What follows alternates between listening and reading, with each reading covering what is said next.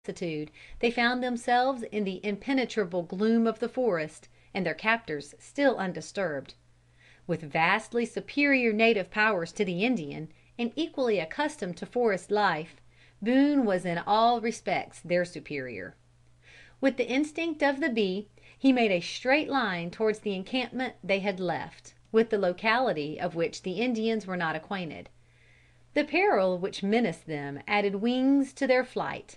It was midwinter, and though not very cold in that climate, fortunately for them, the December nights were long.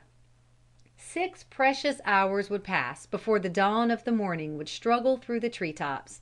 Till then the bewildered Indians could obtain no clue whatever to the direction of their flight. Carefully guarding against leaving any traces of their footsteps behind them, and watching with an eagle eye lest they should encounter any other band of savages, they pressed forward hour after hour with sinews apparently as tireless as if they had been wrought of iron. When the fugitives reached their camp, they found it plundered and deserted. Whether the red men had discovered it and carried off their companions as prisoners, or whether the white men in a panic had destroyed what they could not remove and had attempted a retreat to the settlements, was never known. It is probable that in some way they perished in the wilderness, and that their fate is to be added to the thousands of tragedies occurring in this world which no pen has recorded. The intrepid Boone and his companion Stewart seemed, however, to have no idea of abandoning their encampment. But apprehensive that the Indians might have discovered their retreat, they reared a small hut in another spot, still more secret and secure. It is difficult to imagine what motive could have led these 2 men to remain any longer in these solitudes, 500 miles from home, exposed to so many privations and to such fearful peril. Notwithstanding the utmost care in husbanding their resources, their powder and lead were rapidly disappearing, and there was no more to be obtained in the wilderness. But here they remained a month, doing apparently nothing, but living luxuriously, according to their ideas of good cheer. The explanation is probably to be found in the fascination of this life of a hunter, which once enjoyed, seems almost irresistible, even to those accustomed to all the appliances of a high civilization. A gentleman from New York, who spent a winter among the wild scenes of the Rocky Mountains, describes in the following graphic language the effect of these scenes upon his own mind: "When I turned my horse's head from Pike's Peak, I quite regretted the abandonment of my mountain life, solitary as it was, and more than once thought of again taking the trail to the Salado Valley, where I enjoyed such good sport. Apart from the feeling of loneliness, which any one in my situation must naturally have experienced, surrounded by these stupendous works of nature, which in all their solitary grandeur frowned upon me, there was something inexpressibly exhilarating in the sensation of positive freedom from all worldly care, and a consequent expansion of the sinews, as it were, of mind and body, which made me feel elastic as a ball of India rubber, and in such a state of perfect ease that no more dread of scalping Indians entered my mind than if I had been sitting in Broadway in one of the windows of the Astor House. A citizen of the world, I never found any difficulty in investing my resting place, wherever it might be, with the attributes of a home. Although liable to the accusation of barbarism, I must confess that the very happiest moments of my life have been spent in the wilderness of the far West. I never recall but with pleasure the remembrance of my solitary camp in the Bayou Salado, with no friend near me more faithful than my rifle. With a plentiful supply of dry pine logs on the fire, and its cheerful blaze streaming far up into the sky, illuminating the valley far and near, I would sit enjoying the genial warmth, and watch the blue smoke as it curled upward, building castles in its vapory wreaths. Scarcely did I ever wish to change such hours of freedom for all the luxuries of civilized life.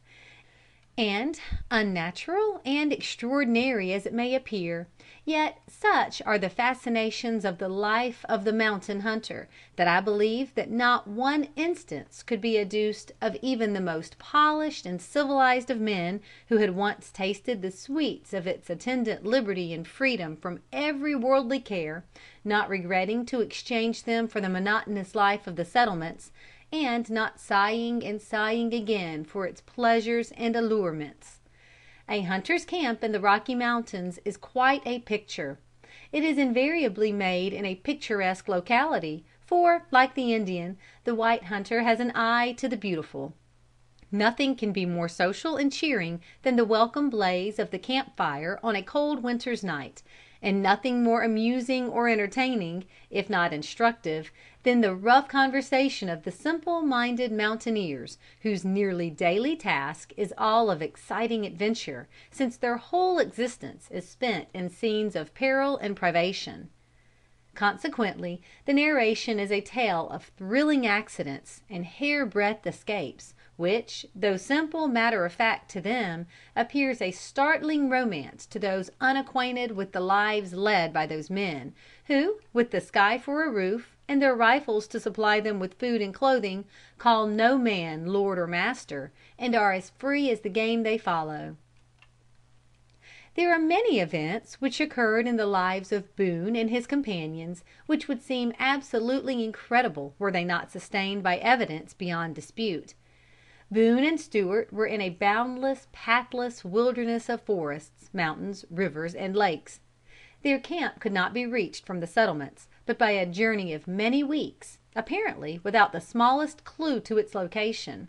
And yet the younger brother of Boone, upon whom had been conferred his father's singular baptismal name of Squire, set out with a companion to cross the mountains in search of Daniel. One day in the latter part of January, Boone and Stewart were quite alarmed in seeing two men approach their camp. They supposed, of course, that they were Indians, and that they were probably followed by a numerous band. Escape was impossible. Captivity and death seemed certain. But to their surprise and delight, the two strangers proved to be white men, one the brother of Daniel Boone, and the other a North Carolinian who had accompanied him. They brought with them quite a supply of powder and lead, inestimable treasures in the remote wilderness. Daniel, in his autobiography, in the following simple strain, alludes to this extraordinary occurrence. About this time my brother, Squire Boone, with another adventurer, who came to explore the country shortly after us, was wandering through the forest, determined to find me if possible, and accidentally found our camp. Notwithstanding the unfortunate circumstance of our company, and our dangerous situation as surrounded by hostile savages, our meeting so fortunately in the wilderness made us reciprocally sensible of the utmost satisfaction.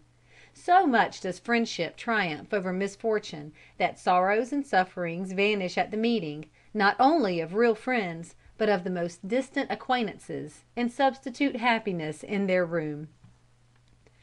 Our hardy pioneer, far more familiar with his rifle than his pen, comments as follows on their condition: "We were in a helpless, dangerous situation, exposed daily to perils and death, among savages and wild beasts. Not a white man in the country, but ourselves.